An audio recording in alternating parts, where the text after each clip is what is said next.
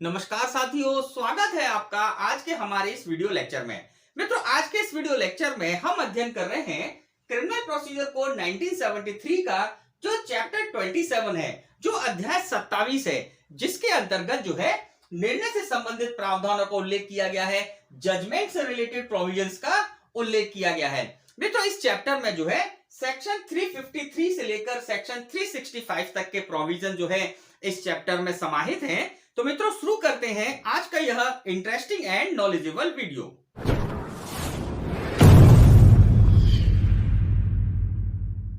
मित्रों, सीआरपीसी का जो चैप्टर 27 है, अध्याय 27 है, यह व्यवस्था करता है निर्णय के बारे में, द जजमेंट के बारे में। जब न्यायालय जो है अपनी ट्रायल पूरी कर लेता है, अपना विचारण कंप्लीट कर लेता है, तो उस ट्रायल के, उस विचारण के जो निष्कर्ष हैं, उनको जो है जजमेंट के थ्रू, जो है निर्णय के थ्रू जो है दिया जाता है। अब इस चैप्टर के अंतर्गत जो है यह प्रावधान किए गए हैं कि जब न्यायालय निर्णय देगा तो निर्णय किस प्रकार से देगा, निर्णय किस भाषा में लिखा जाएगा, निर्णय जो है इसके अंतर्गत कौन कौन से आदेश होने चाहिए, इन सब बातों के बारे में जो है यह चैप्टर हमको बतलाता है। अब इस चैप्टर में जो है टोटल 13 सेक्शंस हैं, सेक्शन 353 से लेकर सेक्शन 365 तक। अब इसी के साथ साथ जो है इन सेक्शंस में एक सेक्शन न्यूली एडेड हुआ है, जो कि सेक्शन 357A है। तो टोटल सेक्शंस हो गई 14 धाराएं। तो यहां पर हम जो है इन 14 धाराओं को स्टडी पॉइंट ऑफ व्यू से,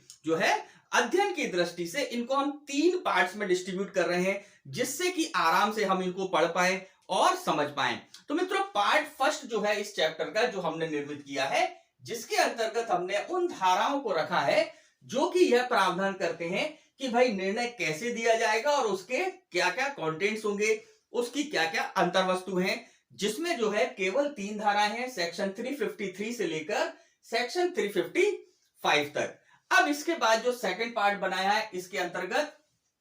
उन विशेष आदेशों के बारे में उल्लेख किया गया है जो कि किसी निर्णय में न्यायालय जो है अपनी विवेकी शक्ति का उपयोग कर अपने विवेक के आधार पर विशेष परिस्थितियों में दिए जाते हैं। जैसे कि अगर विक्टिम को जो है कंपनसेशन देना है तो कंपनसेशन का आदेश लिखा जाएगा। इसी के साथ साथ और भी ऐसे आदेश जो कि किसी मामले में आवश्यक हैं, उनके बारे में उल्लेख जो है पार्ट सेकंड में किया गया है, सेक्शन 356 से लेकर सेक्शन 361 तक। टोटल 6 सेक्शन है, 6 धाराएं हैं। इसी के साथ साथ जो अमेंडेड सेक्शन है सेक्शन 357A, तो इन सबको मिलाकर टोटल 7 सेक्शंस हैं। तो पार्ट 7 सेकंड में हम जो है टोटल 7 सेक्शंस को देखेंगे, और उसके बाद जो पार्ट थर्ड है, इसके अंतर्गत अन्य प्रावधानों को रखा है। ऐसे प्रावधान जो कि प्रकीर्ण की प्रकृति के हैं, मिसक्लेनियस नेचर के हैं, उन प्रावधानों को हमने पार्ट 3 में रखा है, जिसके अंतर्गत सेक्शन 362 से लेकर सेक्शन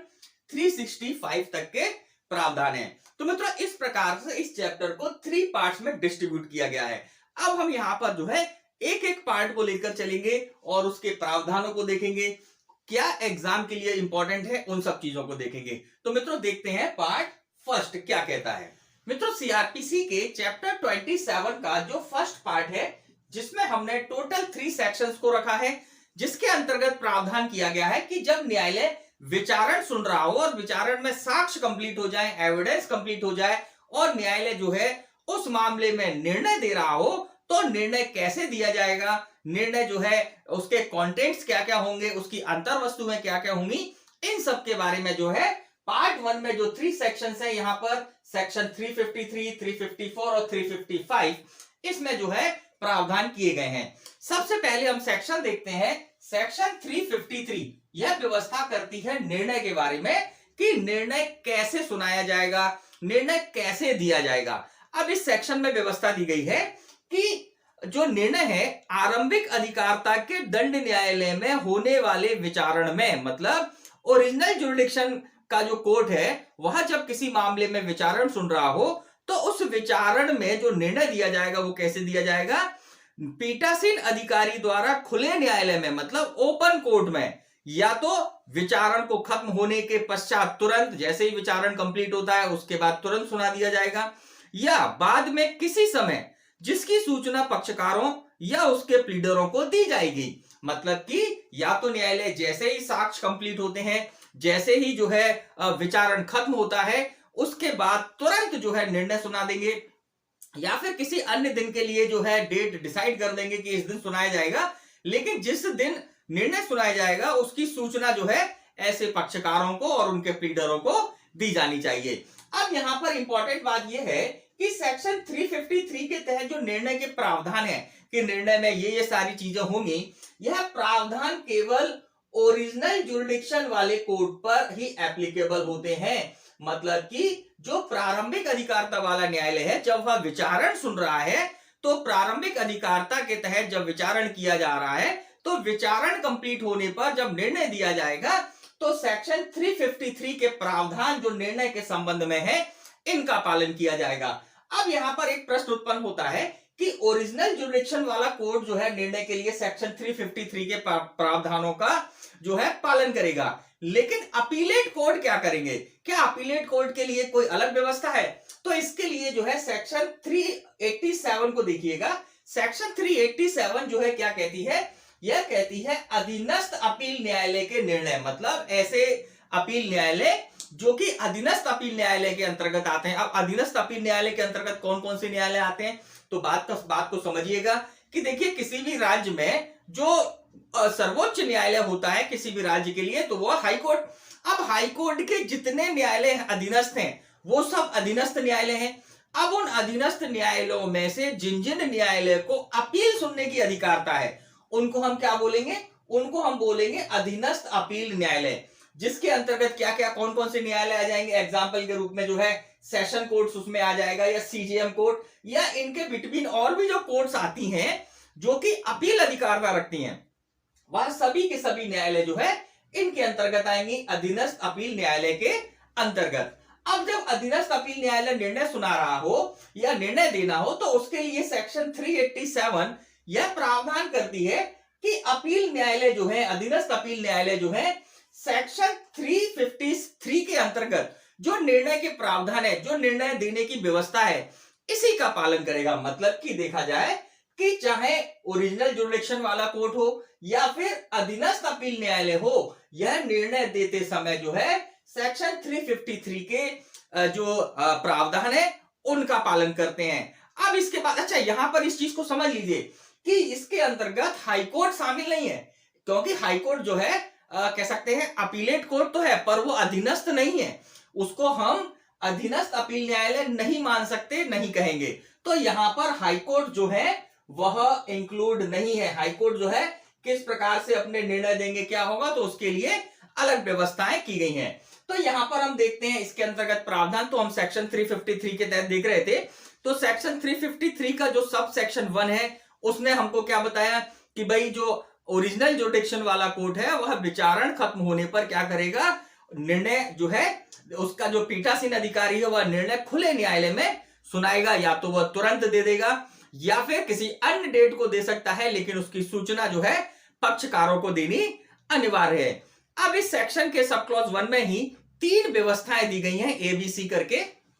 जो बताती हैं कि निर्णय कैसे दिया जाएगा। तो पहला व्यवस्था है संपूर्ण निर्णय देकर सुनाया जाएगा। मतलब कि न्यायालय जो है निर्णय को सुनाकर, मतलब न्यायालय अपना साक्ष्यों को सुनने के बाद वहीं पर निर्णय को सुना दे। पहली कंडीशन, निर्णय को सुना दिया। अब इसके बाद दूसरी कंडीशन है संपूर्ण निर्णय पढ़कर सुनाया जाएगा। मतलब कि कोई निर्णय जो है लिख लिया गया है और लिखने के बाद पढ़कर सुनाया जा रहा है। बात को समझिएगा, ए पॉइंट में क्या बताया गया है, वहां पर देकर सुनाया जाएगा। मतलब कि निर्णय लिखा नहीं गया है, साक्ष्यों को सुनने के बाद न्यायालय निर्णय सुना रहा है। और दूसरे क्लॉज में क्या कहा जा रहा है, दूसरे क्लॉज में निर्णय जो है पढ़कर सुनाया जा रहा है, मतलब कि निर्णय लिख लिया गया है। और तीसरा क्लॉज कहता है कि अभियुक्त या उसके प्लीडर द्वारा समझी जाने वाली भाषा में निर्णय का प्रवर्तनशील भाग पढ़कर और निर्णय का सार समझाकर सुनाया जाएगा। और तीसरा तरीका क्या है कि निर्णय जब लिख लिया गया है तो ऐसी कंडीशन में निर्णय को उस भाषा में, जो भाषा जो है प्लीडर समझते हो, वह अभियुक्त समझता हो, उसको जो है उसका प्रवर्तनशील भाग जो है उसका जो मटेरियल पार्ट जो है उसको वहां पर न्यायालय उस भाषा में अब सुनाएगा। अब इसके साथ साथ जो है ये 3 व्यवस्थाएं यहां पर दी। अब एक इंपॉर्टेंट बात जो कि सब क्लॉज 2 में है, देखिए सेक्शन 353 का जो सब क्लॉज 1 हमने देखा, सब क्लॉज 1 का जो ए पार्ट है, मतलब जो इसका ए खंड है, उसने हमको बताया कि न्यायालय जो है निर्णय देकर भी सुना सकता है, मतलब न्यायालय साक्ष्यों को सुनने के बाद खुले न्यायालय में सुनाकर कर सकता है। अब इसके बाद की प्रक्रिया क्या है, न्यायालय ने खुले न्यायालय में निर्णय सुना दिया, अब इसके बाद न्यायालय क्या करेगा, तो बात समझिएगा। इसके लिए उपधारा 2 व्यवस्था करती है, ये कहती है जहां उपधारा 1 के खंड का के अंतर्गत, मतलब सब सेक्शन 1 के अंतर्गत का जो ए पॉइंट है उसके अंतर्गत के अधीन निर्णय दिया जाता है, वहां पीठासीन अधिकारी उसे अशुलिपि में लिखवाएगा, मतलब सुना दिया गया है, अब न्यायालय क्या कर रहा है, उसको जो है शॉर्ट हैंड राइटिंग में लिखवा रहा है। लिखवाने के बाद फिर क्या करेगा, उसका स्क्रिप्ट तैयार करेगा, मतलब कि उसका निर्णय प्रॉपरली तैयार होगा। अब जब अनुलिपि तैयार हो गई, उसका स्क्रिप्ट तैयार हो गया, तो जैसे ही तैयार होगा वैसे ही खुले न्यायालय में उस पर और प्रत्येक पृष्ठ पर हस्ताक्षर करेगा, मतलब न्यायालय जो है उस निर्णय पर जो स्क्रिप्ट तैयार कर ली गई है उस पर न्यायालय जो है खुले न्यायालय में उसको उस पर हस्ताक्षर करेगा, उसके हर पृष्ठ पर हस्ताक्षर करेगा और उस पर निर्णय दिनांक दिए जाने के लिए या तारीख वगैरह डाल देगा। तो यहां पर सब क्लॉज 2 में जो है इस बात का उल्लेख कर दिया कि भाई अगर न्यायालय निर्णय जो है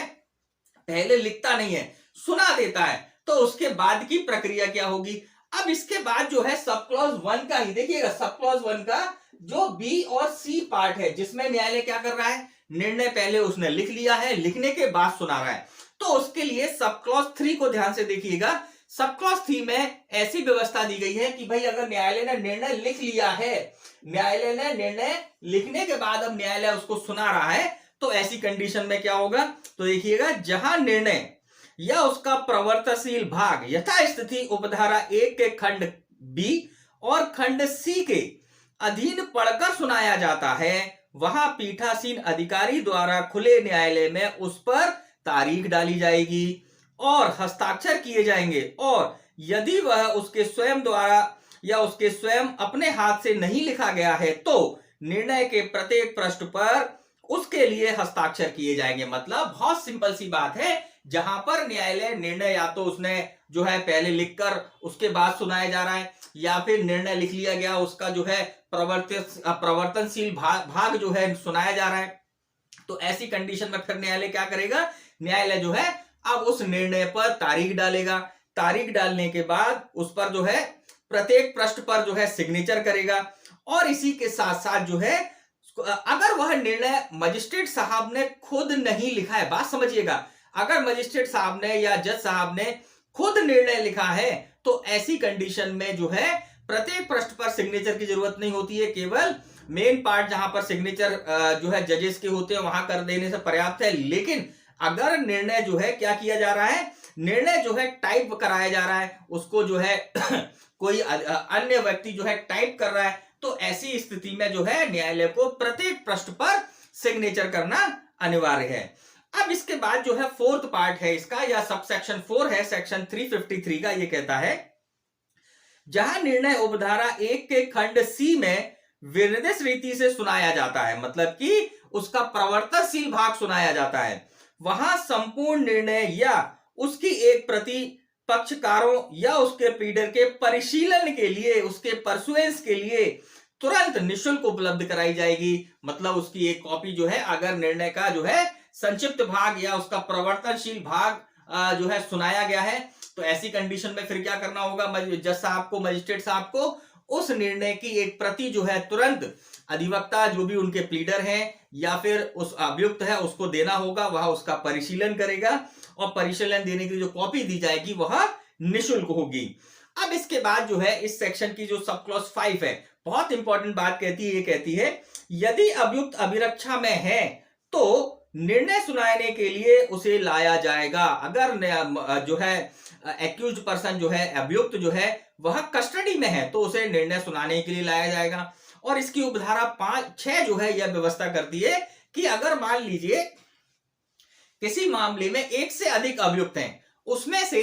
कुछ अभियुक्त तो न्यायालय में उपस्थित हैं और कुछ नहीं है, तो ऐसी स्थिति में न्यायालय क्या कर सकता है, ऐसी स्थिति में न्यायालय जो अभियुक्त न्यायालय में उपस्थित हैं उनके समक्ष जो है निर्णय सुना सकता है, इसमें कोई दिक्कत नहीं आएगी। तो यहां पर उपधारा 6 में यही व्यवस्था देखते हैं, यदि अभियुक्त अभिरक्षा में नहीं है तो उससे न्यायालय द्वारा सुनाए जाने वाले निर्णय को सुनने के लिए हाजिर होने की अपेक्षा की जाएगी। सिंपल सी बात है, अगर एक्यूज जो है कस्टडी में नहीं है तो उसे कस्टडी में लाया जाएगा या उसको जो है न्यायालय में उपस्थित कराया जाएगा कि भाई निर्णय सुन ले। किंतु उस दशा में नहीं की जाएगी जिसमें विचारण के दौरान उसकी व्यक्तिगत हाजिरी से उसे अभिमुक्ति दे दी गई है और दंडादेश केवल जुर्माने का है या दोष मुक्ति का है। जहां पर दंडादेश जुर्माने का या दोष मुक्ति का होता है और ऐसे अभियुक्त को जो है न्यायालय में व्यक्तिगत हाजिरी से छूट मिली हुई है, वहां पर अभियुक्त व्यक्ति को लाना जरूरी नहीं है, उसको बुलवाना जरूरी नहीं है। अब इसके बाद जो है इसी के अंतर्गत जो परंतुक है वो ये कहता है, जहां पर एक से अधिक अभियुक्त, जो अभी मैंने आपको बताया एक से अधिक अभियुक्त, उसमें से कुछ न्यायालय में उपस्थित हैं, कुछ न्यायालय में उपस्थित नहीं है, तो ऐसी कंडीशन में सिंपल सी बात है कि जो अभियुक्त उपस्थित हैं उनके समक्ष निर्णय को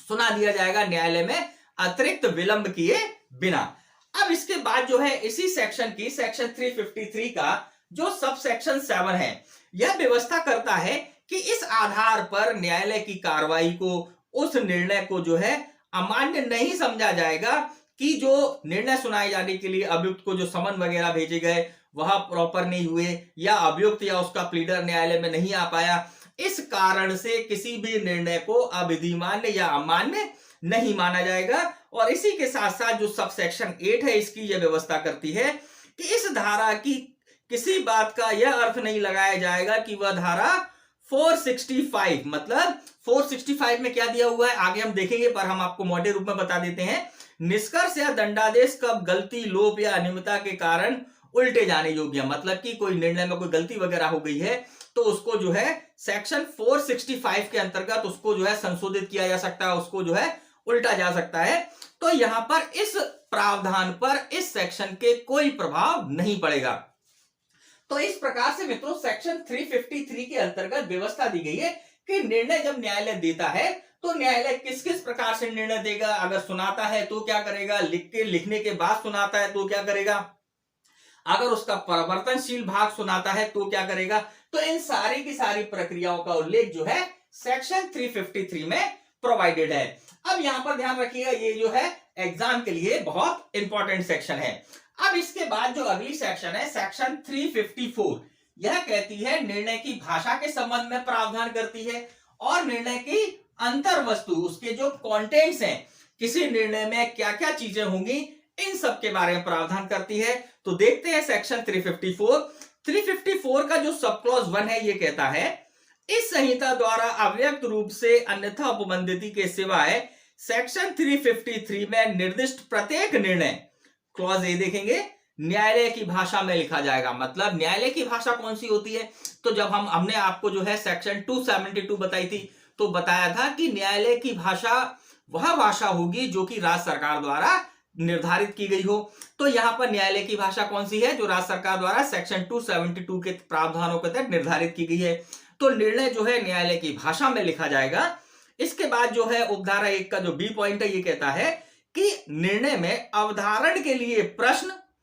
उन प्रश्न या उन प्रश्नों पर विनिश्चय के कारण अंतर्विष्ट होंगे। मतलब जब निर्णय लिखा जाएगा तो निर्णय कैसे लिखा जाएगा कि उसके अंतर्गत जो है प्रश्न होंगे, जिन प्रश्नों को निर्धारित किया गया है, जो प्रश्न निर्धारित करने के लिए बनाए गए हैं वह प्रश्न शामिल होंगे। उस प्रश्न का जो विनिश्चय किया गया है, उस प्रश्न पर विनिश्चय करने के जो जो कारण हैं वह सभी की सभी उस निर्णय के अंतर्गत आएंगे, उस निर्णय में शामिल होंगे।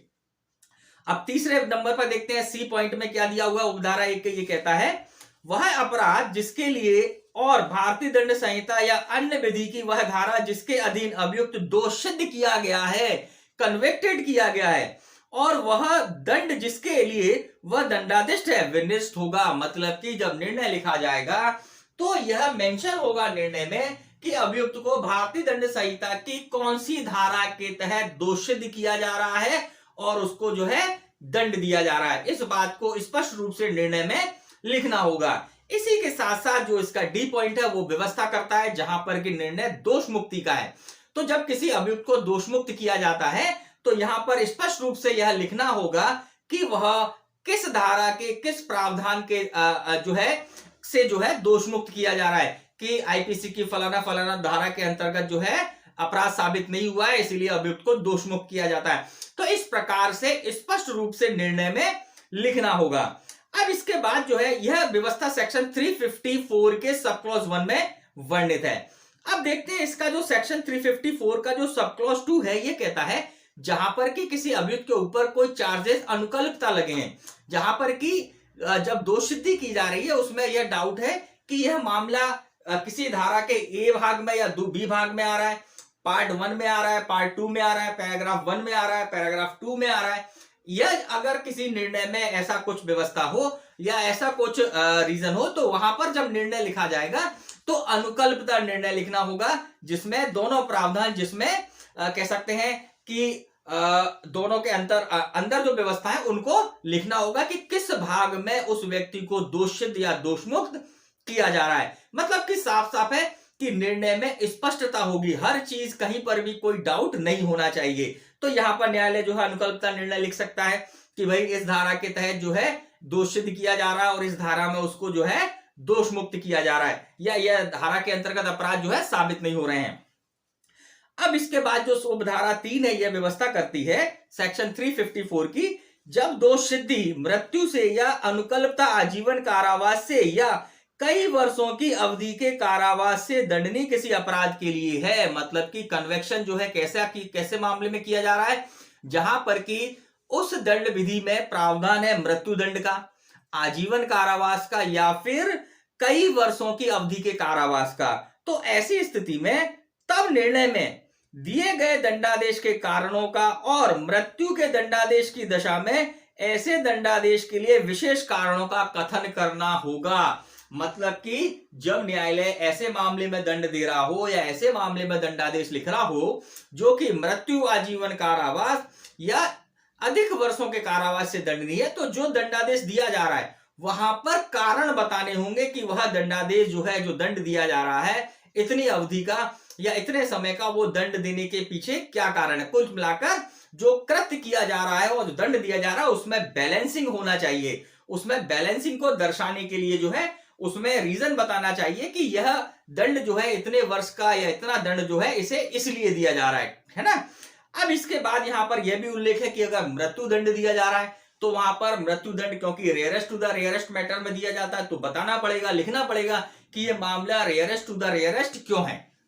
इसको बताते हुए जो है निर्णय लिखा जाएगा। अब इसी के साथ साथ जो है सेक्शन 354 का जो सब क्लॉज 4 है, यह व्यवस्था करता है जहां दोष सिद्धि 1 वर्ष या उससे अधिक की अवधि के कारावास से दंडनीय अपराध के लिए है। जहां पर कन्विक्शन कैसा है, 1 वर्ष या उससे अधिक की अवधि के लिए जो है उस मामले में दंड दिया जा सकता है। लेकिन न्यायालय क्या कर रहा है, किंतु न्यायालय 3 माह से कम की अवधि के कारावास का दंडादेश अधिरोपित करता है। मतलब 1 साल या उससे अधिक के दंड से पनिशेबल वाला ऑफेंस है और मजिस्ट्रेट या न्यायालय क्या कर रहा है, 3 माह से कम का पनिशमेंट दे रहा है। तो ऐसा क्यों है ना, तो उसके लिए रीजन भी बताना पड़ेगा कि इस मामले में जब इतना दंड की व्यवस्था है तो कम दंड क्यों दिया जा रहा है। तो उसके लिए रीजन बताना पड़ेगा, कारण बताना पड़ेगा कि इसलिए जो है कम दंड दिया जा रहा है। तो उन कारणों को निर्णय में लेखबद्ध किया जाएगा। अब इसके बाद जो उपधारा 5 है इसकी सेक्शन 354 की, यह कहती है जब किसी व्यक्ति को मृत्यु का दंडादेश दिया जाता है, मतलब कि किसी व्यक्ति को जो है डेथ सेंटेंस सुनाया जाता है, तो वह कैसे सुनाया जाएगा, तो वह दंडादेश यह निर्देश देगा कि उसे गर्दन में फांसी लगाकर तब तक लटकाया जाए जब तक उसकी मृत्यु ना हो जाए। मतलब कि कैपिटल पनिशमेंट, जहां डेथ पनिशमेंट दिया जा रहा है वहां पर इस वाक्य को लिखना पड़ेगा, स्पष्ट रूप से लिखना पड़ेगा कि उस व्यक्ति को गर्दन से फांसी लगाकर लटकाया जाए और तब तक उसको लटकाया जाए जब तक कि उसकी मृत्यु ना हो जाए। इस सेंटेंस को लिखना होगा। इंग्लिश में देखें, he be hanged by neck till he is dead, मतलब जब तक वो मर ना जाए। तो यहां पर इस बात को ध्यान रखना है। अब इसके बाद जो है इस सेक्शन का जो सब क्लॉज 6 है, यह कुछ स्पेशल मामले हैं जिसमें दंडादेश कैसे लिखा जाएगा उसके बारे में प्रावधान करता है। जैसे कि मान लीजिए सीआरपीसी के सेक्शन 125 का मेंटेनेंस का मामला है। अब उसमें अगर निर्णय लिखना है या फिर जो है सीआरपीसी की सेक्शन 117 धारा 117 के अंतर्गत जो है परिशांति वगैरह से संबंधित हम आपको पहले बता चुके हैं हमारे पूर्व वीडियो में। तो वहां पर अगर उस मामले में निर्णय लिखा जा रहा है तो वह कैसे लिखा जाएगा। इसी के साथ साथ सेक्शन 138 के अंतर्गत जो है सेक्शन 133 के प्रावधानों के अनुसार किसी व्यक्ति को सेक्शन 138 में अगर दंडादेश दिया जा रहा है, निर्णय लिखा जा रहा है ना, दंडादेश नहीं निर्णय लिखा जा रहा है, तो वह निर्णय कैसे लिखा जाएगा उसके बारे में, है ना। इसी के साथ साथ सेक्शन 145 और सेक्शन 147, सेक्शन 145 में जो है डिस्प्यूट वगैरह प्रॉपर जो है जमीन भूमि या जल से संबंधित विवाद के जो प्रावधान है उसके अंतर्गत अगर कोई व्यक्ति मजिस्ट्रेट अगर निर्णय लिख रहे हैं तो निर्णय कैसे लिखा जाएगा। तो यहां पर व्यवस्था दी गई है कि ऐसे मामलों में क्या किया जाएगा, अवधारण के लिए प्रश्न,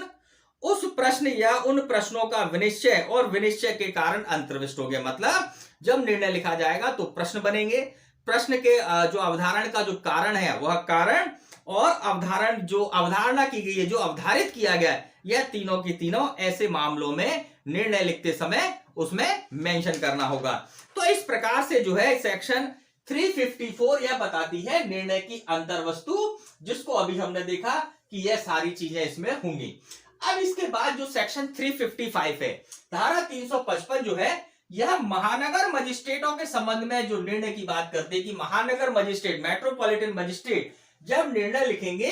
तो वह निर्णय में क्या क्या बातें होंगी। तो यहां पर आप समझ लीजिए कि इसमें जो बातें हैं वह यह उल्लेख करती हैं कि जब महानगर मजिस्ट्रेट निर्णय लिखेगा तो संक्षिप्त में लिखेगा, और जब संक्षिप्त में लिखेगा तो उसके अंतर्गत जो है जो सेक्शन 355 में बातें कंटेंट्स हैं, जो मेन बातें हैं, जैसे केस नंबर होगा, अपराधी की जानकारी होगी, अपराध की तारीख होगी वगैरह वगैरह, ये सारी चीजें उसमें मेंशन होंगी। तो यहां पर सेक्शन 355 क्योंकि एग्जाम के लिए इंपॉर्टेंट नहीं है तो हम इसको डिटेल में नहीं देख रहे हैं, लेकिन आप एक बार जरूर पढ़ लीजिएगा। तो मित्रों इस प्रकार से जो पार्ट फर्स्ट है जिसके अंतर्गत निर्णय कैसे दिया जाएगा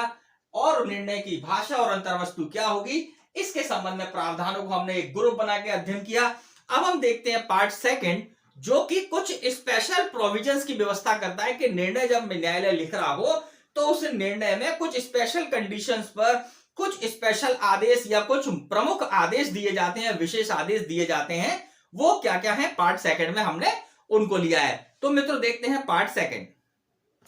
मित्रों सीआरपीसी का जो चैप्टर 27 का जो सेकंड पार्ट हमने निर्मित किया है, जिसके अंतर्गत कुछ स्पेशल ऑर्डर्स का उल्लेख है, कुछ विशेष ऑर्डर्स के बारे में जो है प्रावधान यहां पर किए गए हैं। अब ध्यान दीजिएगा मित्रों, जब कभी न्यायालय जो है किसी मामले में निर्णय लिख रहा हो तो परिस्थितियों के अनुसार जो है इन ऑर्डर्स को भी, इन प्रावधानों में वर्णित आदेशों को भी न्यायालय जो है अपने निर्णय में शामिल कर सकता है। मित्रों यहां पर जो पार्ट सेकंड है इसमें टोटल 9 सेक्शंस हैं, जिसमें सेक्शन 356 से लेकर सेक्शन 361 तक टोटल 6 सेक्शन जो है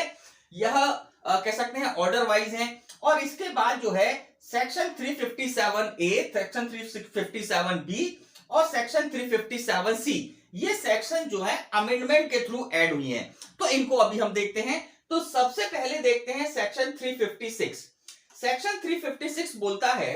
पूर्ववर्तन दोषित अपराधी को अपने पते की सूचना देने का आदेश। मतलब कि अगर कोई ऐसा अपराधी है जो कि जिसके ऊपर पूर्ववर्तन दोष सिद्धि साबित हो गई है, ऐसा व्यक्ति जो कि हैबिचुअल ऑफेंडर हो गया है, तो ऐसी स्थिति में न्यायालय निर्णय देते समय ऐसे व्यक्ति को आदेशित कर सकता है कि वह व्यक्ति जो है जब उसका कारावास या जो दंडादेश दिया जा रहा है, जब दंडादेश समाप्त हो जाए तो उसके बाद जो है वह अपने निवास का, जहां वो रह रहा है, अपने पते का कहां वो रह रहा है या पता परिवर्तित होता है, तो इसकी सूचना जो है इस सेक्शन के अंतर्गत 5 वर्ष से अनधिक अवधि के लिए, मतलब न्यायालय जो आदेश देगा वह अधिकतम 5 वर्ष तक की अवधि या इससे कम भी दे सकता है, अधिकतम 5 वर्ष तक की अवधि तक के लिए जो है ऐसे व्यक्ति को अपना निवास, अपना पता, इसके बारे में रेगुलरली या तो पुलिस स्टेशन में या किसी अधिकारी के पास जो है जिसको न्यायालय निर्देशित करे, ऐसे व्यक्ति को सूचना देने के लिए जो है अपने निर्णय में आदेश दे सकता है। अब यहां पर वो उन धाराओं का भी उल्लेख किया गया है कि किन किन धाराओं में जो है इस सेक्शन के तहत अपने पते के बारे में, वो कहां रह रहा है, इसके बारे में जानकारी देने के लिए आदेश दिया जा सकता है। तो देखिएगा मित्रों, आईपीसी की सेक्शन 215 जो कि चोरी की संपत्ति संबंधित अपराध हैं, उसके अंतर्गत अगर किसी व्यक्ति को दोषी किया गया है और पहले भी जो है सेक्शन 215 के अंतर्गत वह दोषित किया जा चुका था, तो ऐसी कंडीशन में न्यायालय जो है इस सेक्शन के तहत उस व्यक्ति को अपना निवास, अपना पता जो है रेगुलरली जब पनिशमेंट कंप्लीट हो जाए उसके बाद जो है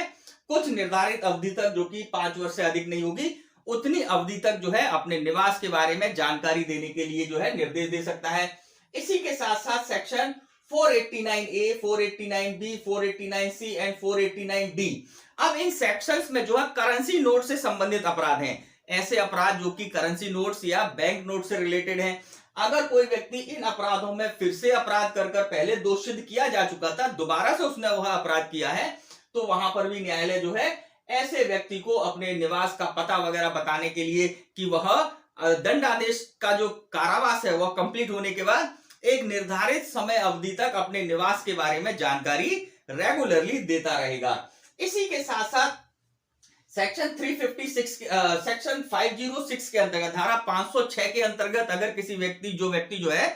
आपराधिक अभित्रास से संबंधित अपराधों का जो हैबिचुअल ऑफेंडर हो चुका है और ऐसा अपराध जो है 5 वर्ष तक के कारावास से दंडनीय वाला अपराध था और पहले भी हो चुका है, तो ऐसे मामले में भी न्यायालय आदेश दे सकता है। इसी के साथ साथ अध्याय 12 मतलब चैप्टर 12 जो कि सिक्कों और सरकारी स्टैम्प से संबंधित अपराधों से संबंधित है। अगर कोई व्यक्ति चैप्टर 12 के अंतर्गत आने वाली अपराधों से जो है दंडित पहले किया जा चुका है, फिर से करता है, या फिर चैप्टर 16 या चैप्टर 17 जो कि व्यवस्था करते हैं शरीर के विरुद्ध अपराध या फिर संपत्ति के विरुद्ध अपराधों से संबंधित, और ऐसे मामले में 3 वर्ष या उससे अधिक की अवधि के कारावास से वह पहले ही दंडित हो चुका है, तो यहां पर अगर उसने दोबारा अपराध किया है, वह पूर्ववर्तन दोष सिद्धि साबित हो गई है, तो न्यायालय ऐसे व्यक्तियों को अपने दंडादेश में यह आदेश भी दे सकता है कि वह जो है अपनी दंडादेश जब कंप्लीट हो जाए, उसका कारावास जब कंप्लीट हो जाए, उसके बाद जो है या पुलिस स्टेशन में या किसी अधिकारी को अपने निवास की सूचना देता रहेगा। अब वो अवधि कितनी है जिसमें अधिकतम आदेश दिया जा सकता है? 5 वर्ष के लिए, मतलब अधिकतम 5 वर्ष से अनधिक अवधि तक जो है उसको आदेशित किया जा सकता है। अब यहां पर न्यायालय का विवेक है कि वो 1 साल के लिए देता है, 2 साल के लिए देता है, 3 साल के लिए देता है या 5 साल के लिए देता है। तो ऐसा व्यक्ति जो है अपने निवास का जो है रेगुलरली बताता रहेगा वो कहां रह रहा है। अगर उसने अपना पता परिवर्तित कर दिया, एड्रेस उसका चेंज हो गया है, वो कहीं और निवास कर रहा है, तो उसकी जानकारी भी वह इस सेक्शन में देगा। अब यहां पर सेक्शन 356 में यह भी प्रावधान किया गया है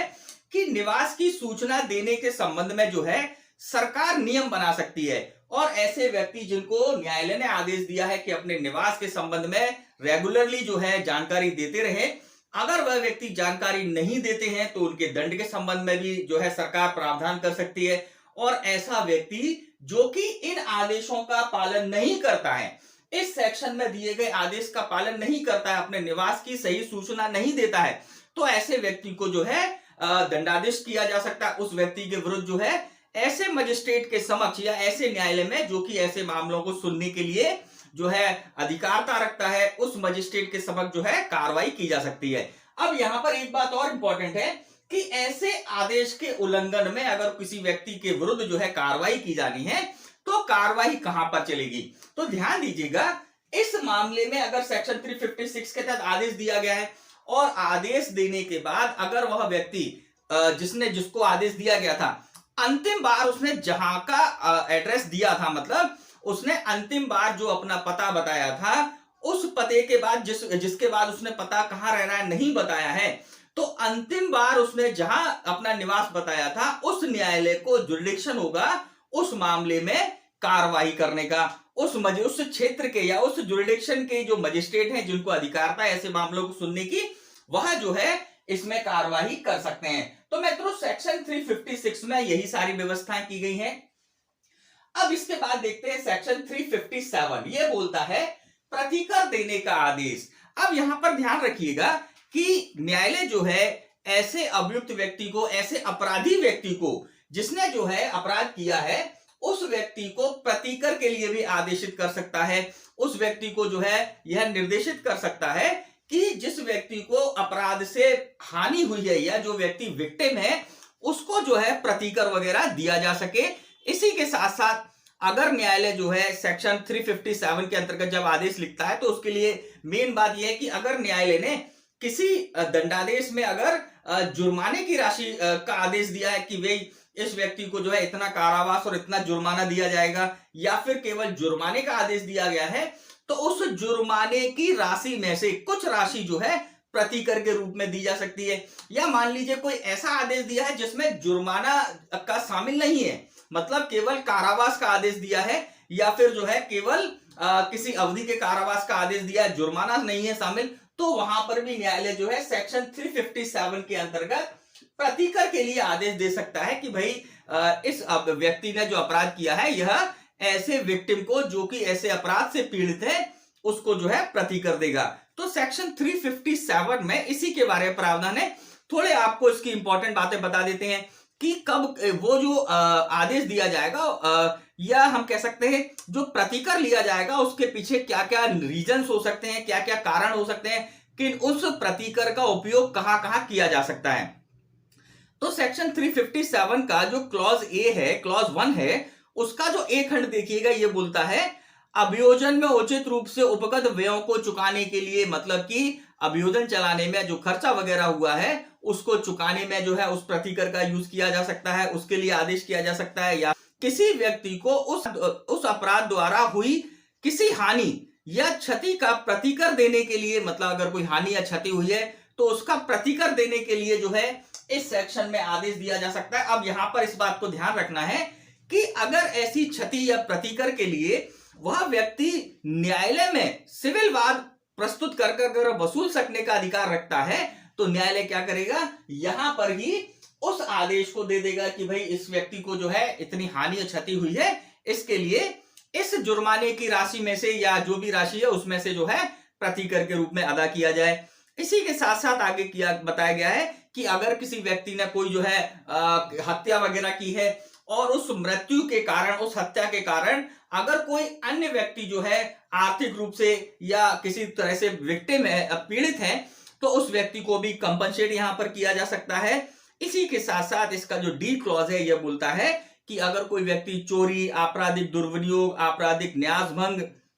या चोरी की संपत्ति से संबंधित अपराधों से संबंधित अगर कोई व्यक्ति है तो जो विक्टिम्स हैं, जो पीड़ित हैं, उनको जो है यहां पर प्रतिकर का आदेश न्यायालय अपना निर्णय लिखते समय कि ऐसे व्यक्ति को इतनी राशि प्रतिकर के रूप में अदा की जाए, इसके बारे में आदेश दे सकता है। इसके बारे में प्रोविजन जो है सेक्शन 357 में प्रोवाइडेड है। अब इसी के साथ साथ यहां पर यह भी उल्लेख किया गया है कि सेक्शन 357 के अंतर्गत जो है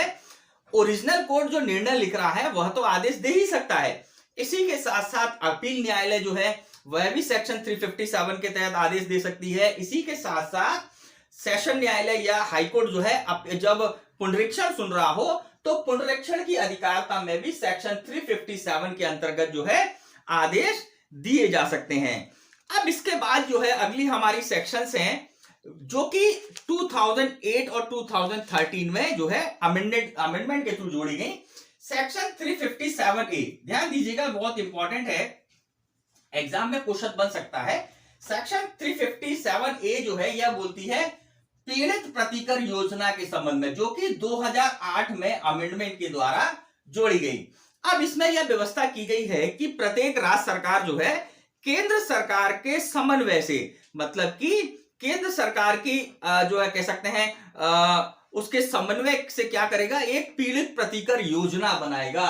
एक ऐसी कह सकते हैं योजना बनाएगा जो कि पीड़ितों के लिए प्रतिकर से संबंधित होगी। और इस योजना के तहत जो है जब ऐसी योजना बनाई जाएगी तो उसके तहत जिला विधिक प्राधिकरण और राज्य विधिक प्राधिकरण जो है ऐसे व्यक्तियों को जिनके संबंध में न्यायालय ने आदेश दिया है कि इनको जो है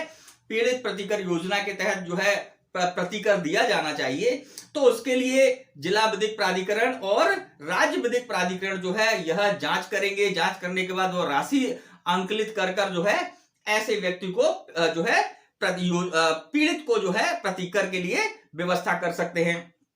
इसी के साथ साथ सेक्शन 357A में यह भी प्रावधान किया गया है कि जब न्यायालय आदेश देता है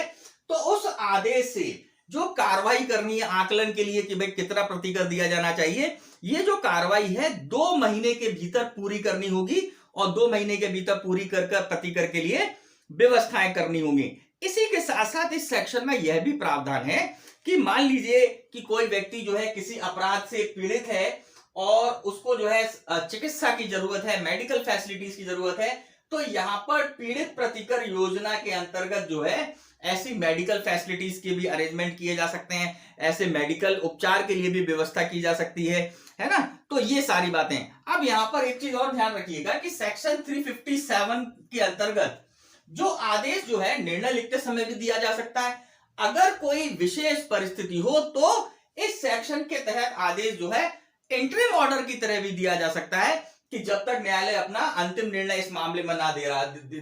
दे तब तक के लिए जो है इतना प्रतिकर जो है इस जो विक्टिम है उसको दिया जाए, इसको मेडिकल फैसिलिटीज जो है जब तक दी जाए, उसके बाद जो निर्णय होगा, फाइनल डिसीजन जो आएगा उसके अकॉर्डिंग। तो यहां पर यह सारी व्यवस्थाएं की गई हैं। अब इसके बाद जो है सेक्शन 357B को देखिएगा। ये सेक्शन जो है 2013 में ऐड हुई, मतलब इसको अमेंडमेंट के थ्रू जोड़ा गया सेक्शन 357B को, और इसमें जो है सेक्शन जो है 2018 में अमेंडमेंट कर क्योंकि 2018 में जो विशेष अमेंडमेंट हुए महिलाओं से संबंधित अपराधों के संबंध में, तो इन सेक्शंस में उन धाराओं को भी शामिल करने के लिए इनको भी जो है अमेंड किया गया। तो इसके अंतर्गत क्या व्यवस्था की गई है? सेक्शन 357B के अंतर्गत यह कहा गया है कि प्रतिकर भारतीय दंड संहिता की धारा 326 का, जो कि एसिड अटैक से संबंधित है, जो कि अम्ल हमले से संबंधित है, इसके अंतर्गत, या फिर जो सेक्शन 2018 में ऐड हुई है 326A, 326AB, सेक्शन 376AB, ये सारी सेक्शंस के अधीन जो जुर्माना अधिनिर्णित किया जाएगा, उसके अतिरिक्त जो है यहां पर व्यवस्था की गई है कि भारतीय दंड संहिता की धारा 357 का के अधीन राज्य सरकार द्वारा संदेह प्रतिकर सेक्शन 326 और भी जो धारा हैं उनके अधीन पीड़िता को जुर्माना का संदाय करने का अतिरिक्त होगा। मतलब राज्य सरकार जो है प्रतिकर देगी वह एडिशनल प्रतिकर के रूप में दिया जाएगा इस सेक्शन के अंतर्गत।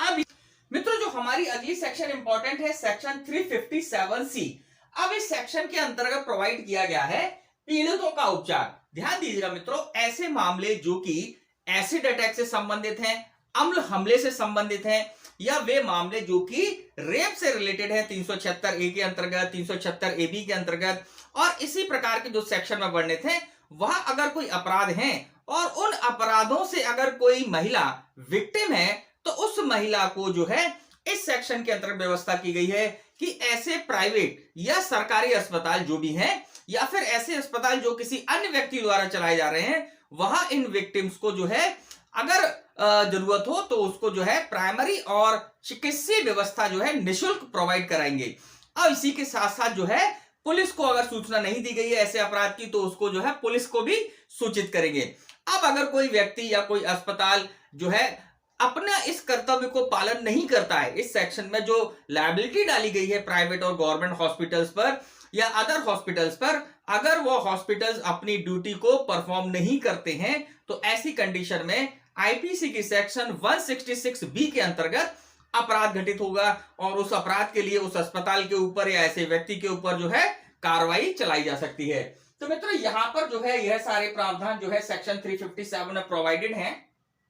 अब इसके बाद जो हमारी अगली सेक्शन है सेक्शन 358, ये कहती है निराधार गिरफ्तार कराए गए व्यक्ति को प्रतिकर। कई ऐसे मामले होते हैं जहां पर कोई व्यक्ति जो है किसी व्यक्ति को दुर्भावनावश जो है निराधार रूप से गिरफ्तार करा देता है। तो ऐसी कंडीशन में जब मजिस्ट्रेट कार्रवाई कर रहे हो, उनको यह ज्ञात हो कि किसी व्यक्ति को जो है परेशान करने के लिए निराधार रूप से गिरफ्तार कराया गया है, तो सेक्शन 358 के अंतर्गत ऐसे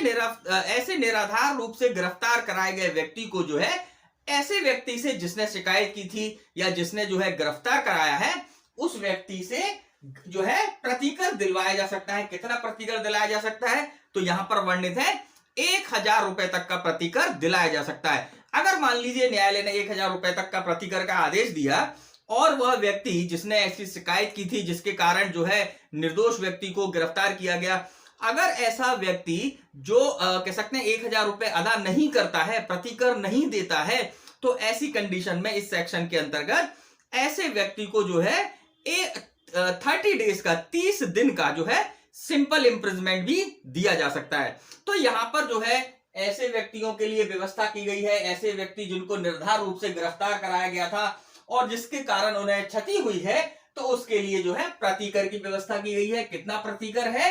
1000 रुपए तक का प्रतिकर दिलवाया जा सकता है। अगर प्रतिकर अदा नहीं किया जाता तो ऐसी कंडीशन में 1 माह 30 डेज का सिंपल इम्प्रिजमेंट का भी यहां पर अरेंजमेंट है।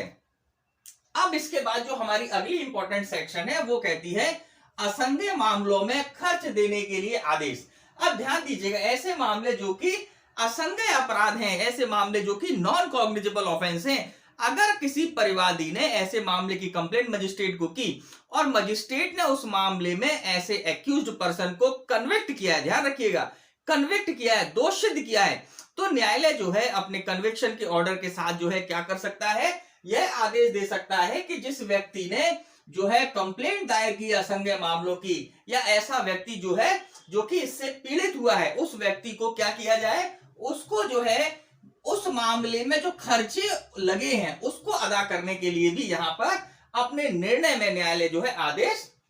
दे सकता है। तो इसको यहां पर जो है ये सारी बातें हैं मित्रों। अब हमारी जो अगली सेक्शन है वह सेक्शन है सेक्शन 360 और सेक्शन 361। मित्रों क्योंकि ये दोनों सेक्शन अपने आप में बहुत डिटेल सेक्शंस है, तो इसको जो है हमारी अगली स्लाइड पर देखते हैं, क्योंकि यहां पर इसको जो है फिर से इसके एलिमेंट्स को बनाना पड़ेगा, एलिमेंट्स जो है स्पेशली निकालने पड़ेंगे। तो यहां पर अपन उसको निकालते हैं और आपको जो है अगली स्लाइड पर बतलाते हैं। मित्रों सीआरपीसी की सेक्शन 360 धारा 360 जो है यह प्रावधान करती है कि सदाचरण की परिवीक्षा पर या भत्सना के पश्चात छोड़ने का आदेश। अब मित्रों बात को समझिएगा कि ये सेक्शन जो है यह सुधारात्मक प्रणाली पर काम करती है, यह जो है रिफॉर्मेटिव थ्योरी पर काम करती है। देखिए रिफॉर्मेटिव थ्योरी के अंतर्गत क्या होता है कि न्यायालय जो है किसी व्यक्ति को जिसने अपराध किया है, लेकिन वह अपराध उसका पहला अपराध है और वह अपराध जो है परिस्थितिवश घटित हो गया है,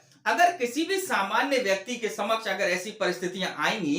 तो यथासंभव ऐसे अपराधों को घटित होने की संभावना रहती हो, तो ऐसी स्थिति में ऐसे व्यक्ति को जिसने परिस्थितिवश अपराध कर दिया है, तो ऐसे व्यक्ति को अगर कारावासित कर दिया जाएगा, उसको जो है दंडादेश देकर जेल भेज दिया जाएगा, तो उसके परिणाम ये होंगे कि अभी तो उसने जो अपराध किया है वो परिस्थितिवश किया है, लेकिन हो सकता है जेल में रहने के बाद उसके साथ जेल में जो अन्य कैदी हैं जो कि हैबिचुअल ऑफेंडर्स भी हो सकते हैं, उनके साथ रहते हुए वह जो है गंभीर अपराधी बन जाए। तो ऐसे व्यक्ति को ऐसी प्रवृत्ति में आगे ना बढ़ने से रोकने के लिए कि ऐसा व्यक्ति जो है गंभीर अपराधी ना हो जाए, तो यहां पर सेक्शन 360 के प्रावधान किए गए हैं कि न्यायालय जब किसी मामले में साक्ष्यों को लेने के बाद जब निर्णय लिख रहा हो और साक्ष्यों से यह प्रतीत हो रहा हो कि भाई अभियुक्त ने अपराध तो किया है, वह दोषसिद्ध तो है,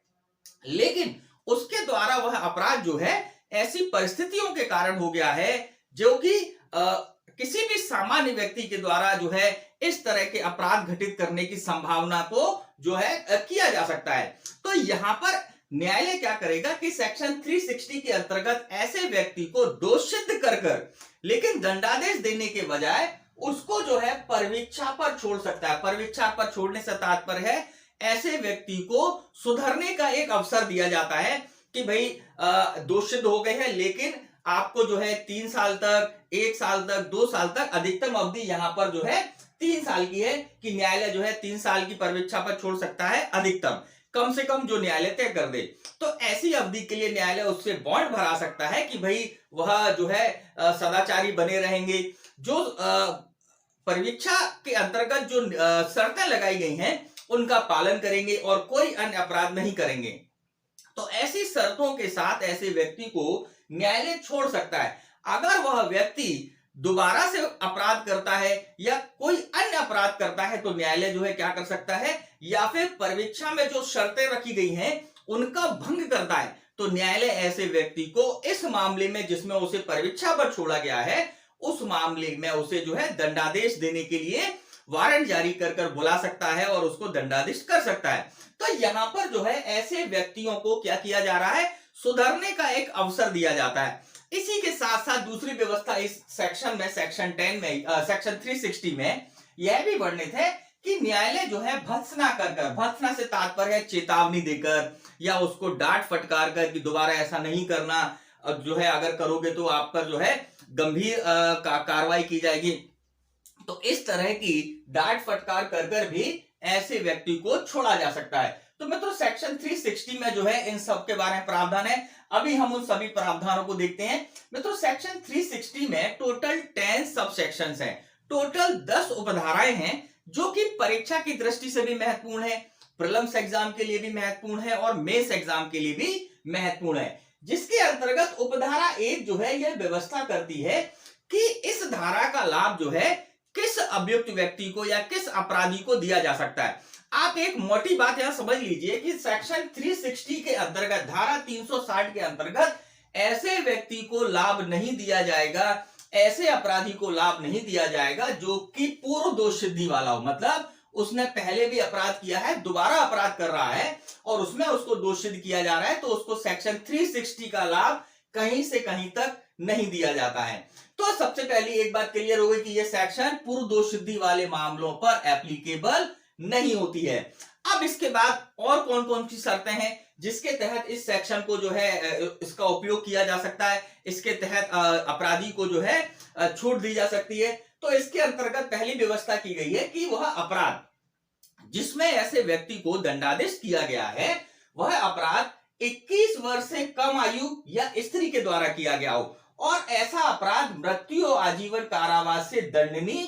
नहीं हो। मतलब कि अगर कोई अपराध किसी 21 वर्ष से कम आयु के व्यक्ति द्वारा किया गया है या 21 वर्ष से कम आयु व्यक्ति के साथ साथ किसी स्त्री ने ऐसा अपराध किया है, तो ऐसी स्थिति में अगर वह अपराध मृत्यु और आजीवन कारावास से दंडनीय नहीं है तो न्यायालय जो है उस अपराधी के शील को, आयु को और परिस्थितियों को ध्यान में रखकर जो है इस सेक्शन का लाभ दे सकती है। इसी के साथ साथ मान लीजिए कि अगर कोई व्यक्ति 21 वर्ष से अधिक आयु का है या 21 वर्ष का है, तो ऐसी कंडीशन में अगर उसने अपराध 7 वर्ष या 7 वर्ष से कम के दंडनीय कोई अपराध किया है और जिसके लिए उस पर विचारण चलाया गया था, तो यहां पर न्यायालय जो है ऐसे व्यक्ति से भी जो है इस सेक्शन के अंतर्गत परीक्षा पर उसको छोड़ सकती है। लेकिन ध्यान देना होगा न्यायालय को उस व्यक्ति का शील, आयु और परिस्थिति, इन सब को ध्यान में रखकर न्यायालय जो है इन दोनों कंडीशन में व्यक्ति को जो है परीक्षा पर छोड़ सकता है। आप ये कंडीशन ध्यान रखिएगा, एग्जाम में इंपॉर्टेंट है क्लॉज, ये कंडीशन 1 और कंडीशन 2।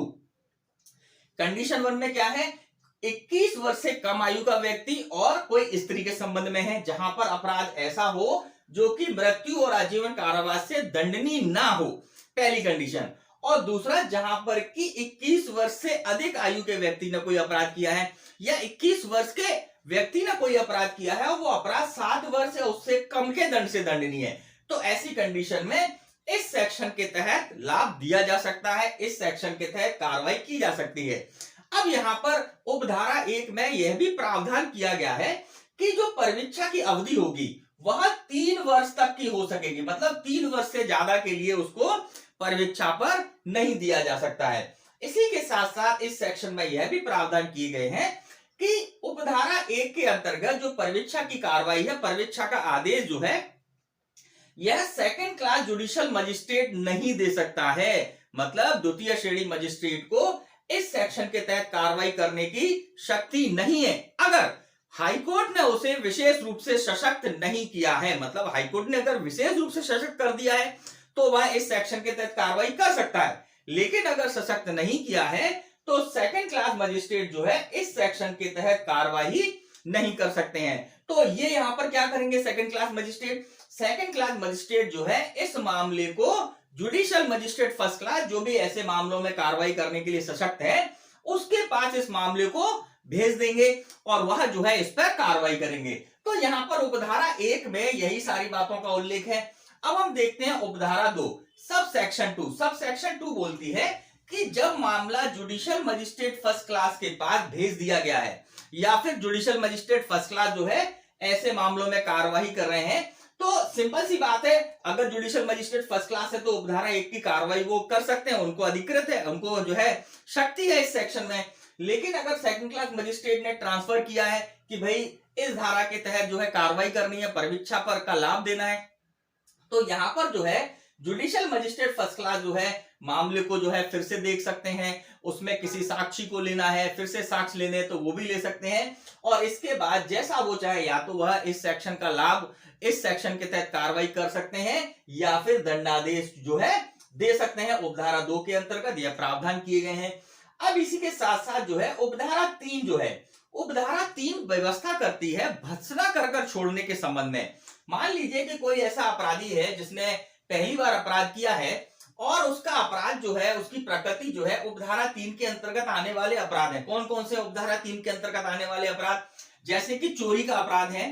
भवन में चोरी का अपराध है, बेईमानी से दुर्विनियोग का अपराध है या छल का अपराध है। तो इन अपराधों के अंतर ये अपराध किए गए हैं किसी व्यक्ति के द्वारा, या फिर आईपीसी के अंतर्गत कोई ऐसा अपराध किया है जो कि 2 वर्ष से कम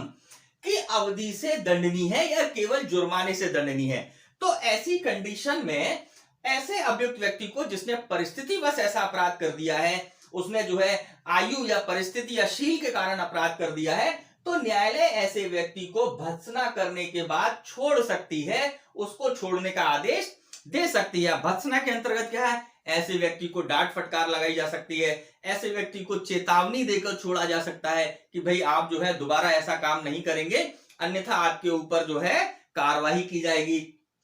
तो इस सेक्शन के अंतर्गत जो है यहां पर यह व्यवस्था की गई है। अब यहां पर एक इंपॉर्टेंट बात है कि देखिए उपधारा 1 में हमने देखा कि सेकंड क्लास मजिस्ट्रेट इसमें कार्रवाई नहीं कर सकते थे, लेकिन उपधारा 3 की कार्रवाई जो कि भत्सना से संबंधित है या किसी व्यक्ति को चेतावनी देकर छोड़ने संबंधित कार्रवाई है, यह कार्रवाई जुडिशियल मजिस्ट्रेट सेकंड क्लास भी कर सकते हैं, फर्स्ट क्लास भी कर सकते हैं, और सभी न्यायालय इसके अंतर्गत कार्रवाई कर सकते हैं। तो यहां पर आपको उपधारा 3 समझ में आई होगी। अब इसके बाद देखते हैं उपधारा 4 क्या कहती है। देखिए उपधारा 4 ये बोलती है कि उपधारा 1 के अंतर्गत या उपधारा 2 की जो कार्यवाही है वह अपील न्यायालय भी कर सकती है। मतलब अगर कोई मामला अपील में गया है तो अपील न्यायालय भी ऐसी कार्रवाई कर सकती है, ऐसे व्यक्ति को जो है भत्सना कर या फिर जो है उसको परिवीक्षा पर छोड़ सकती है। इसी के साथ साथ हाईकोर्ट और सेशन न्यायालय,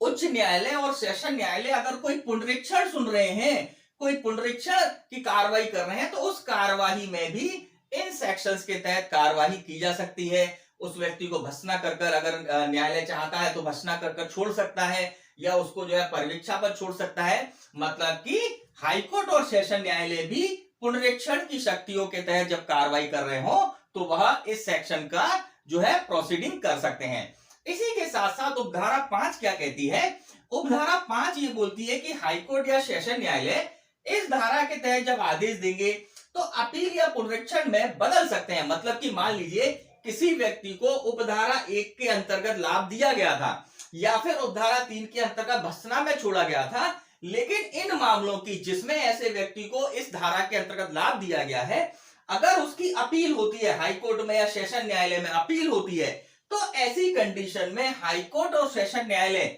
यह चाहते हैं या इनका यह निष्कर्ष है कि ऐसे व्यक्ति को इन धाराओं का लाभ नहीं दिया जाना चाहिए, ऐसे व्यक्ति को इन धाराओं के अंतर्गत नहीं छोड़ा जाना चाहिए। तो यहां पर उपधारा 5 व्यवस्था करती है कि न्यायालय क्या कर सकता है, उस आदेश को बदल सकता है, उस आदेश में जो है उस आदेश को बदलकर दंडादेश दे सकता है। लेकिन जब दंडादेश देने की बात आएगी आदेश को बदलकर, तो हाईकोर्ट और सेशन न्यायालय उतने दंड से ज्यादा दंड नहीं दे सकते जो कि प्रथम वार का न्यायालय जिसने जो है उपधारा 1 या उपधारा 3 की कार्रवाई की थी, वह न्यायालय उसमें जितना दंड दे सकता था उतने दंड से ज्यादा दंड जो है यहाँ पर हाईकोर्ट और सेशन न्यायालय नहीं दे सकते हैं। तो ये सारी कार्रवाई यहाँ पर समझ में आई। अब इसके बाद जो उपधारा 6 है, बात को समझिएगा। उपधारा 6 के अंतर्गत यह व्यवस्था की गई है कि मान लीजिए इस धाराओं के अंतर्गत कोई प्रतिभूति भराई जाती है ना, कोई बॉन्ड वगैरह भराए जाते हैं, तो ऐसी प्रतिभूति के संबंध में सीआरपीसी की सेक्शन 121,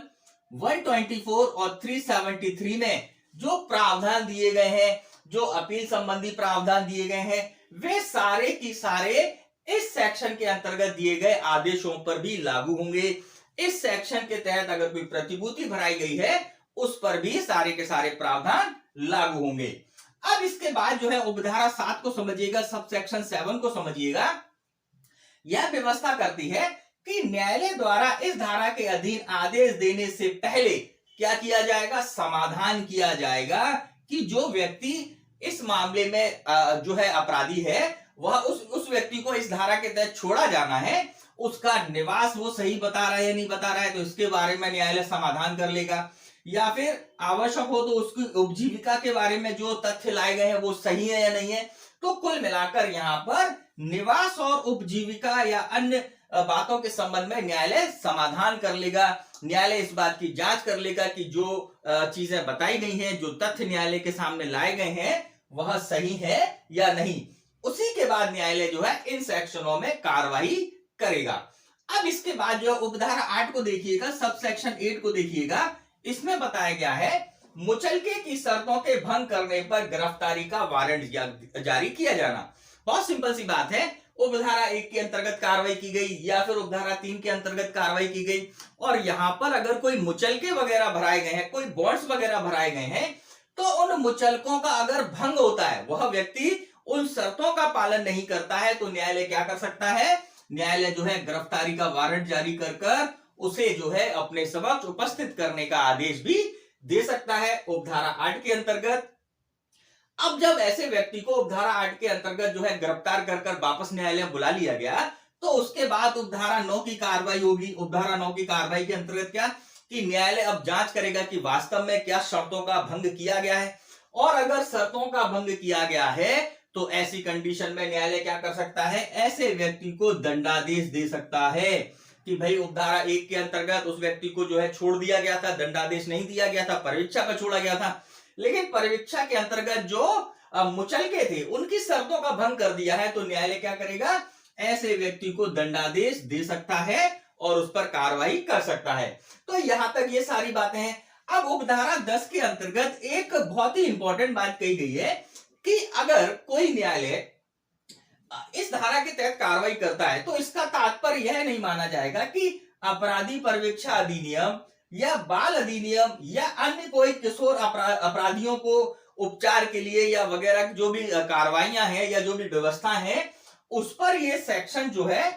प्रभाव डालती है या उस पर जो है विपरीत प्रभाव डालती है। तो यहां पर स्पष्ट कहा गया है कि अपराधी परिवीक्षा अधिनियम, बाल अधिनियम या अन्य किशोर अधिनियम के अंतर्गत जो कार्रवाई है उस पर यह सेक्शन कोई प्रभाव नहीं डालती है। तो मित्रों, इस प्रकार से सेक्शन 360 जो है अपने आप में बहुत ही इंपॉर्टेंट सेक्शन है, जो कि सुधारात्मक, देखिए हमारी जो कानून व्यवस्था है यह दंडात्मक तो है ही, लेकिन इसका मुख्य उद्देश्य जो है यह सुधारात्मक है। हम अपराधियों को दंड इसलिए नहीं देते हैं कि हम जो है दंडात्मक व्यवस्था को लागू करना चाहते हैं, हम दंड इसलिए देते हैं कि जो है उन व्यक्तियों को सुधारा जा सके। इसीलिए जब जेल में वो व्यक्ति कैदी होते हैं तो उनको जो है कई प्रकार की चीजें सिखाई जाती हैं, उनको अच्छे नए आचरण सिखाए जाते हैं, जिससे कि जब वो समाज में वापस उनको लाया जाए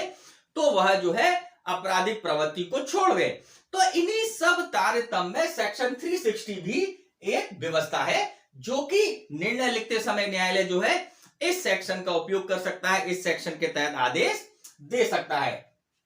तो यहां पर मित्रों धारा 360 के अंतर्गत यही सारी व्यवस्था है। अब इसके बाद हम देखते हैं धारा 361 सेक्शन 361, जो कहता है कुछ मामलों में विशेष कारणों का अभिलिखित किया जाना। बात को समझिएगा कि मान लीजिए कोई मामले ऐसे हैं जिनमें जो है आपराधिक परिवीक्षा अधिनियम के तहत कार्रवाई की जानी चाहिए, या कोई मामले ऐसे हैं जो कि किशोर अपराधी संबंधी कार्रवाई की जानी चाहिए, या बाल अधिनियम के अंतर्गत कार्रवाई की जानी चाहिए, लेकिन न्यायालय ऐसी कार्रवाई ना कर इस अधिनियम के तहत कार्रवाई कर रहा है, तो उसके पीछे कारण जो है न्यायालय को बताने होंगे। तो इसी के बारे में सेक्शन 361 में प्रोवाइडेड है कि कुछ मामलों में विशेष कारणों का अभिलेख किया जाना, कि वह विशेष कारण क्या थे जो न्यायालय ने जो है इन अधिनियमों के अंतर्गत कार्रवाई ना की के बजाय जो है इस एक्ट के अंतर्गत या कोड के अंतर्गत, संहिता के अंतर्गत कार्रवाई की है। तो उसके पीछे रीजन क्या थे, क्या विशेष परिस्थितियां थी, तो उसके बारे में न्यायालय को जो है अपने निर्णय में जो है विशेष कारण लिखने होंगे।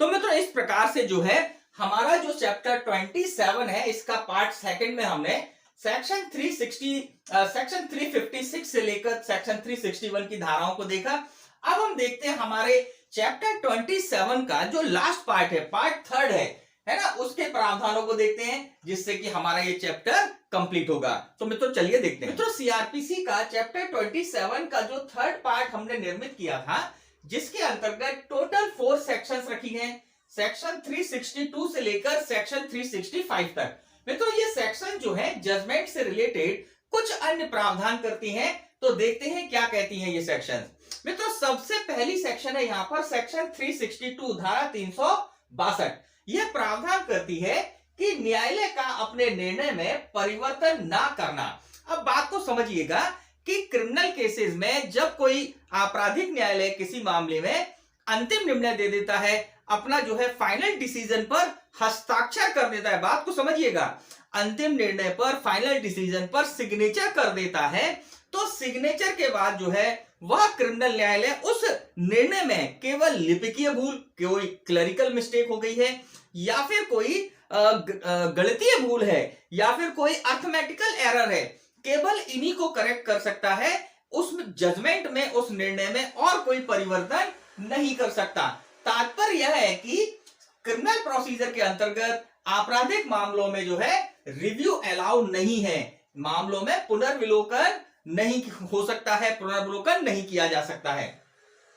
अब इसी के साथ साथ यहां पर आपको यह भी ध्यान रखना है कि अगर हम सिविल प्रोसीजर कोड की बात करें, तो सिविल प्रोसीजर कोड में रिव्यू के प्रोविजंस हैं, वहां पर निर्णय का पुनर्विलोकन किया जा सकता है। इसी के साथ साथ अगर हम रेवेन्यू कोड्स की बात करें, एमपीएलआरसी की बात करें, तो एमपीएलआरसी में भी जो है रिव्यू के प्रोविजंस मेंशन है। लेकिन क्रिमिनल प्रोसीजर के अंतर्गत क्रिमिनल कोर्ट जो है अपने मामले में एक बार निर्णय देने के बाद जो है उसमें कोई भी परिवर्तन नहीं कर सकती हैं, रिव्यू अलाउ नहीं है, पुनर्विलोकन स्वीकार नहीं किया जाता है। अब इसके बाद जो हमारी अगली सेक्शन इंपॉर्टेंट है, सेक्शन 363। यह व्यवस्था करती है कि अभियुक्त या अन्य व्यक्तियों को निर्णय की प्रति का दिया जाना। अब बहुत सिंपल सी बात है, बात को समझिएगा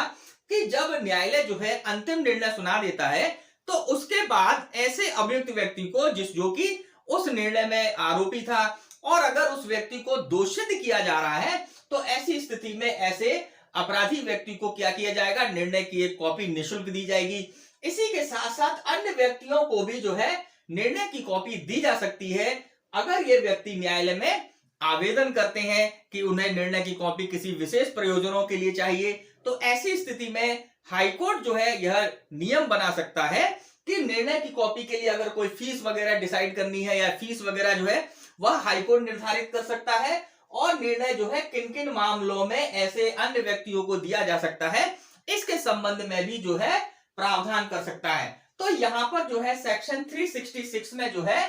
अभियुक्त और अन्य व्यक्तियों को निर्णय की प्रति का दिए जाने संबंधित प्रावधान है कि न्यायालय निर्णय सुनाने के बाद जो है ऐसे अभियुक्त व्यक्ति को निर्णय की निःशुल्क कॉपी उपलब्ध कराएगा। इसी के साथ साथ अन्य व्यक्तियों को जो भी शुल्क वगैरह निर्धारित किया गया है, जो भी प्रावधान किए गए हैं, उनके अनुसार जो है अन्य व्यक्तियों को भी निर्णय की कॉपी दी जाएगी। अब इसके बाद जो अगली सेक्शन है, यह कहती है निर्णय का अनुवाद कब किया जाएगा। सेक्शन 364 यह व्यवस्था करता है कि मान लीजिए न्यायालय ने जो है कोई निर्णय ऐसी भाषा में लिखा है जिसको कि जो न्यायालय की भाषा नहीं है, या फिर जिसको अभियुक्त जो है नहीं समझता है, तो ऐसी कंडीशन में यह सेक्शन प्रावधान करती है कि निर्णय का अनुवाद किया जाएगा। निर्णय को न्यायालय की भाषा में, क्योंकि रिकॉर्ड में लेना है, तो न्यायालय की भाषा में उसका अनुवाद किया जा सकता है। तो ये सेक्शन जो है सेक्शन 364 में निर्णय को अनुवादित करने के लिए, ट्रांसलेट करने के लिए व्यवस्था करता है। अब इसके बाद जो हमारी लास्ट सेक्शन है इस चैप्टर की, सेक्शन 365। अब ये सेक्शन व्यवस्था करती है कि सेशन न्यायालय, सत्र न्यायालय जो है, सत्र न्यायालय के द्वारा अगर कोई जो है मामला निष्कर्षित किया गया है और उसमें दंडादेश दिया गया है, तो ऐसे निष्कर्ष और दंडादेश की एक कॉपी जो है जिला मजिस्ट्रेट को भेजी जाएगी। यह एक प्रोसीजरल अरेंजमेंट है कि सेशन न्यायालय ने अगर कोई मामले में जो है सेशन ट्रायल चलाकर दोषित किया है, या उसमें जो है कोई निष्कर्ष निकालकर दंडादेश दिया है, तो ऐसी स्थिति में सेक्शन 365 के अंतर्गत इस निर्णय की कॉपी जो है किसको दी जाएगी, जिला मजिस्ट्रेट के पास भेजी जाती है। इसी के साथ साथ आप ध्यान रखिएगा, इस सेक्शन में सीजेएम साहब के लिए भी, चीफ जुडिशियल मजिस्ट्रेट के लिए भी व्यवस्था है कि चीफ जुडिशियल मजिस्ट्रेट ने अगर किसी मामले में कोई निष्कर्ष निकालकर दंडादेश दिया है तो यह भी अपने उस निर्णय की कॉपी डिस्ट्रिक्ट मजिस्ट्रेट के पास भेजेंगे, है ना, उस डिस्ट्रिक्ट मजिस्ट्रेट के पास जिसकी जुरिडिक्शन के अंतर्गत जो है या इस न्यायालय के क्षेत्राधिकारता में इनकी क्षेत्राधिकारता आती है, तो ऐसे डिस्ट्रिक्ट मजिस्ट्रेट के पास जो है एक कॉपी भेजी जाएगी। तो मित्रों इस प्रकार से जो है यहाँ पर हमारा थर्ड पार्ट जो है इसमें यह सारी व्यवस्थाएं हैं। मित्रों इस प्रकार आज का ये वीडियो लेक्चर हम यहीं पर समाप्त करते हैं। आज के इस वीडियो लेक्चर में हमने जो है क्रिमिनल प्रोसीजर कोड का जो चैप्टर 27 है, जिसके अंतर्गत जजमेंट से रिलेटेड प्रोविजंस वर्णित हैं, उनको हमने जो है 3 पार्ट्स में डिस्ट्रीब्यूट कर अध्ययन किया। और अब आपसे मुलाकात होगी हमारे नेक्स्ट वीडियो में, जिसमें हम जो है सीआरपीसी के जो अगले चैप्टर्स हैं उन पर अध्ययन करेंगे। तो मित्रों मिलते हैं आपसे हमारे नेक्स्ट वीडियो में। नमस्कार, जय हिंद, जय भारत।